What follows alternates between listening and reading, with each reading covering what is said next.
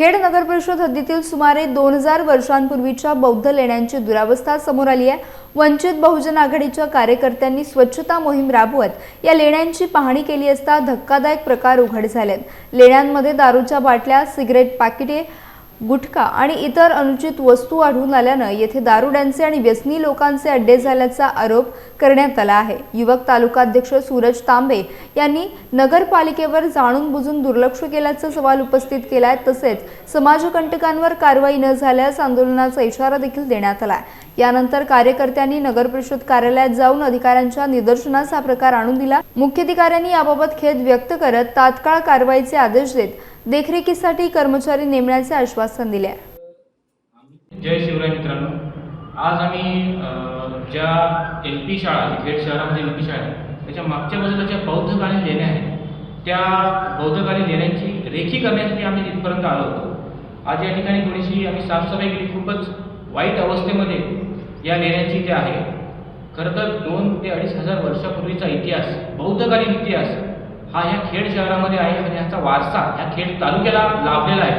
हे खरं तर आपलं भाग्य समजावं, पण दुर्भाग्य पण असं आहे की या ज्या बौद्धकालीन लेण्या आहेत यांची अतिशय दुरावस्था पाहायला मिळते आम्हाला इथे।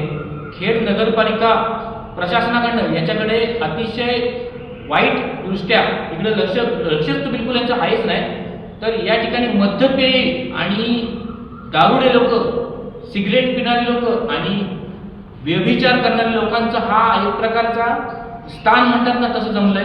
थोडंसं तुम्हाला दाखवायचं आहे मुद्दाम म्हणून आम्ही ठेवलंय। पण इथं बघा, यामुळे ह्या अशा प्रकारे ह्या दारूच्या बाटल्या, म्हणजे अजून या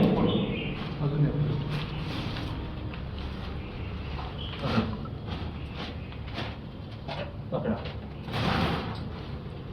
हे घ्या बघा, म्हणजे हे अशा प्रकारे, म्हणजे ज्या भगवान बुद्धाने सुरा मेने मज्ज पमाद ठाणा वेरमणी सिक्का पदम समाधियामी जे मंत्र आम्हाला दिलं की या दारू आणि या सिगरेटपासून अलिप्त राहा, आज या भगवान बुद्धाच्या चरणी या अशा प्रकारे व्यभिचार चालू आहे आणि हा खूपच निंदनीय आम्ही म्हणतो।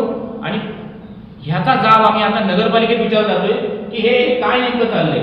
म्हणजे ह्याच्याकडे तुमचं का आमच्या या धार्मिक स्थानाचं तुम्ही विटंबन करायचं ठरवलंय का?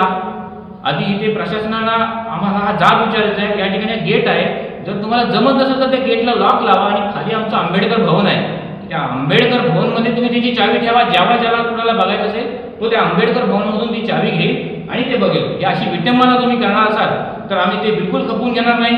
आता त्या ठिकाणी लेण्याच्या ठिकाणी, बौद्धकालीन लेण्याच्या ठिकाणी विशेष करून रात्र झाल्यानंतर काही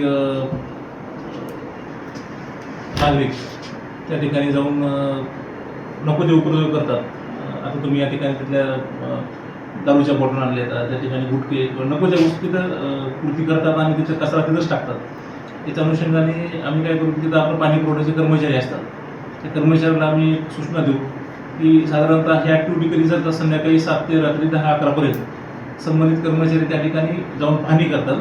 पाहणी केल्याच्या नंतर ते इथं नगर परिषदेला कळवतात किंवा त्यांना आम्ही पोलीस स्टेशनचा नंबर देऊ आणि त्या ठिकाणी ते डायरेक्ट तिथे फोनवरती संपर्क करतात की या ठिकाणी असं आढळून आले।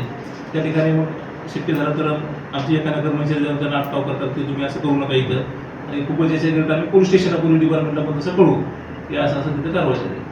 आणि ही ॲक्टिव्हिटी, हे दारू पिणं, घाण, सार्वजनिक ठिकाणी घाण करणं, हे त्याच ठिकाणी नाही, बऱ्याच ठिकाणी आता आमचं प्लेग्राऊंड चालू आहे काम, तिथे पण रात्री तिथं दारू पिण्याचं प्रमाण आहे, नाट्यगृह, निश्चित त्या ठिकाणी आपण याचा उपाययोजना करू।